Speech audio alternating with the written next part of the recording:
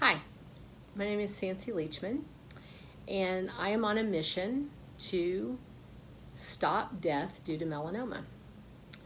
And this is my first YouTube video that I've ever done like this, but I am feeling compelled to try to reach out in a different way that might have the potential to have greater impact if I can tell people what I think they might want to know, and to tell them why I'm doing what I'm doing, because I'm basically really devoting my life to trying to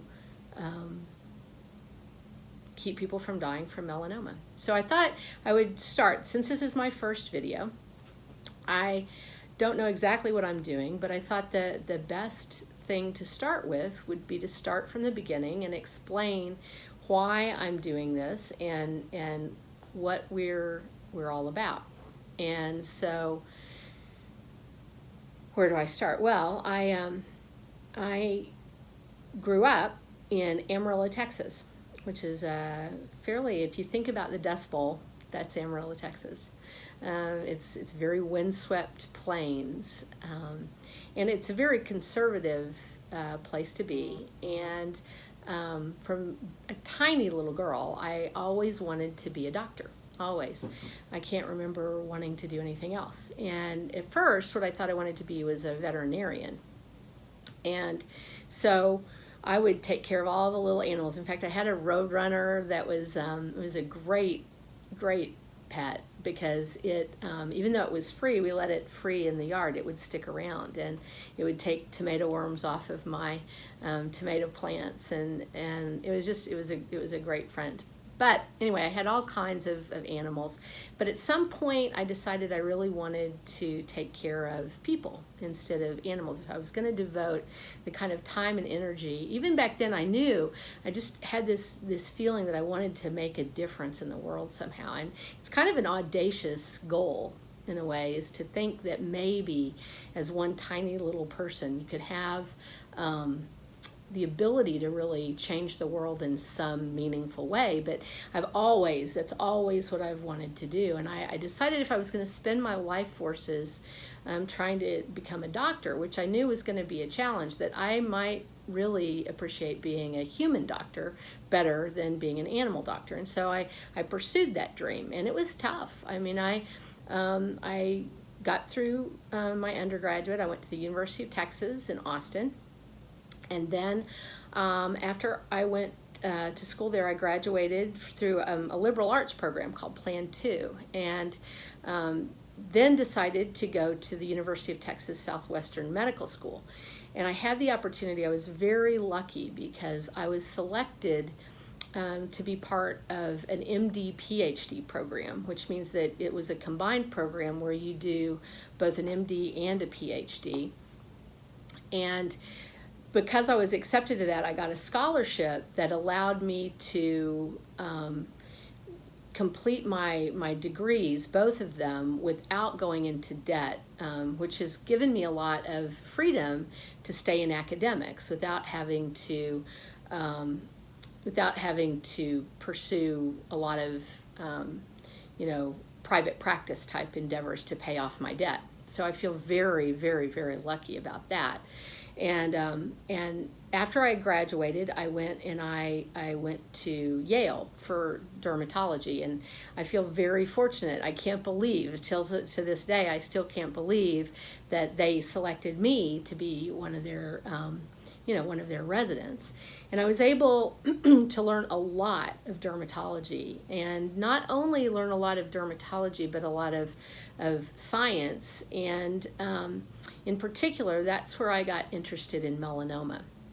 And I had some amazing mentors there, just amazing people. And maybe that'll be another topic for another video sometime. But just amazing people that really influenced my perspectives and my ability to think about how to approach a big problem in a way that maybe I could really contribute meaningfully. And so with that, I got involved with melanoma, and was then, after I graduated from that program, I went on to be recruited to the University of Utah in Salt Lake City. And part of that was for me to help launch a melanoma program at the Huntsman Cancer Institute. So I did that. And it was also one of the most meaningful things in my life. Anything that's hard, that's really tough, those are the things to me that are the most meaningful, because you've put your life forces into those. And those, you wouldn't be doing that if you didn't feel that it was truly meaningful, I guess. But it was very, very special to me to be able to be a part of that developing program. And so while I was there, that was when I first became engaged with patients that had melanoma that were really, really, really predisposed to melanoma. So these are patients that have inherited a mutation in one of their genes that's really important for protecting against melanoma. And when they get a mutation in that gene, it causes them to not have that protection, and so they end up developing melanomas at a much higher rate than what the average population develops. And I had family members that, so part of it was that we were able to really not just take care of, but also study and investigate the underlying causes of melanoma in these families. And so I got to know families, and I got to know that there were real people that we were working with, and they had probably about a 75% lifetime risk of getting melanoma. That's a high percent lifetime risk of getting melanoma. And I started to really think, okay, how could I help these people? How could I what would be the thing that I could do that would make the most difference for them? And the answer is that I probably couldn't prevent them from getting melanoma because they had a genetic predisposition to melanoma. So I wasn't going to necessarily stop all the melanomas, but what I could do is I could catch them early. And we know that if we catch the melanomas early, then they don't kill anybody. And so I might not be able to keep it from happening, but I could save their lives. And not only that, but if I figured out how to keep them from getting lethal melanoma, how to catch it early enough, I could not only apply it to them, I could apply it to a really broad population of people as well. So, for example, people who have red hair are at higher risk for getting melanoma. People who have very fair skin like I do are at very high risk for getting melanoma. And the idea is that if I can really, really stimulate early detection of this disorder, then I can catch it not just in them but in everybody and reduce the death due to this cancer. So that became something that I felt like I could really do to contribute to make a difference. So after I'd been in Utah for about 15 years working on this problem, I was recruited to come to Oregon, to Portland, Oregon, which is really, really a different place than Salt Lake City, Utah. And I was invited to become the chair of the Department of Dermatology and also become the director of the Melanoma Research Program at the Knight Cancer Institute, which is the cancer institute affiliated with OHSU, Oregon Health and Science University. And that was a spectacular opportunity for me, because what it meant was that we could harness, by having the leadership capacity in both the Cancer Institute and in the Department of Dermatology, I could bring the power of both of those groups together to really, really focus on this idea of early detection of melanoma. And so when I got here, what I decided to do was figure out, again, how could I here in this state have the most impact possible through early detection. And at the end of the day, what I decided was that the problem is really getting the word out to the everyday citizen. And so why I think that these YouTube videos are so important is because who I need to reach are the people that are out in the community who don't even necessarily know that they need to be worried. And I need to harness people who do care enough about it to help me get the word out. And so what did I do? We started a program in early detection. It's a statewide program throughout the entire state of Oregon. And it's launching on May 18th, 2019. That's this coming May 18th. And it's called the War on Melanoma.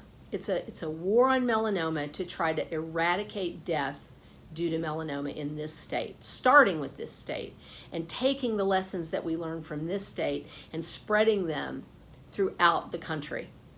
So how are we going to do it? We are going to create a very, very active and aggressive sort of educational advertising campaign to hopefully touch every person in the state to let them know you need to look at your skin. And if you see something, do something about it. Go take action. And that's the message that will pass to the general population. And if we can get a grassroots effort going, a momentum going, that lets people know once a month, just take a look at your skin. Take a look at your skin. Do it. That will be the beginnings of this grassroots effort that allows everyone to find these monsters, these horrible melanomas. We're also, on top of that, we're obviously providing curriculum to try to help providers, skin service people to understand what a melanoma looks like so that they can help in the fight. And so I guess that's really what I'm all about. And I'm hopefully, I don't want to make this so long that nobody listens to it. So I'm going to end pretty quickly now.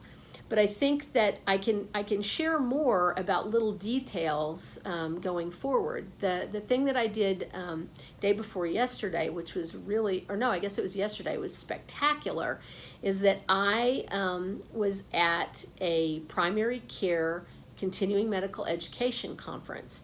And at this conference, I presented the whole war on melanoma in a lot of detail, not just what I've said here, but in a lot of detail.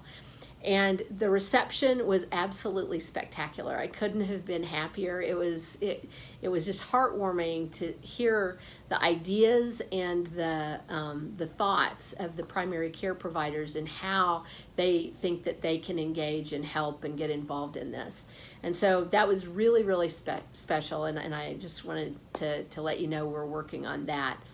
The last thing is that I just want to mention that if we're successful in this, then what we're going to identify at the end of the day are ways in which we can reduce the death due to melanoma, reduce the cost of care for melanoma, and increase literacy about melanoma with the campaign. And if we do that, we have set up a template for not just melanoma, but if we're able to do it for melanoma, think of all the other cancers that we might be able to do it for as well. And not just all the other cancers. Think about the other diseases, diabetes, heart disease.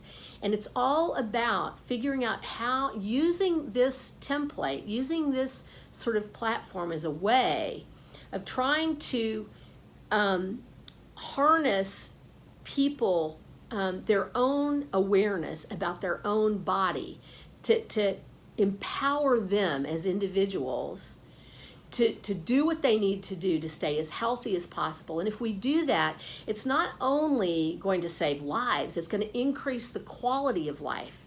And it's not just going to increase the quality of life and the long length of life, it's going to reduce the cost due to society, and it's going to keep people more productive than they've ever been able to be before. And if we're able to show that that's true, we may even have a chance of really contributing in a very large sense to the economic problems that we have in medicine. Because part of the problem that we have in medicine is not having enough resources to do the most good that we possibly can. But if we're able to demonstrate that shifting those resources towards early detection or even prevention is going to not only improve quality and save lives, but it's going to reduce cost. There will be an incentive by insurance companies and by hospitals and by everyone to try to focus more on that prevention, on that early detection, and put resources toward it so that we can truly empower the everyday individual to pay attention to their own health and to do the right thing before it's too late, when they can have the most impact. And so with that, that's what I'm up to. And I want everybody to join me. And if you've got ideas for me, please send them my way. I want to hear them. And I want to have the most impact I can possibly have. So come and join me. I want you.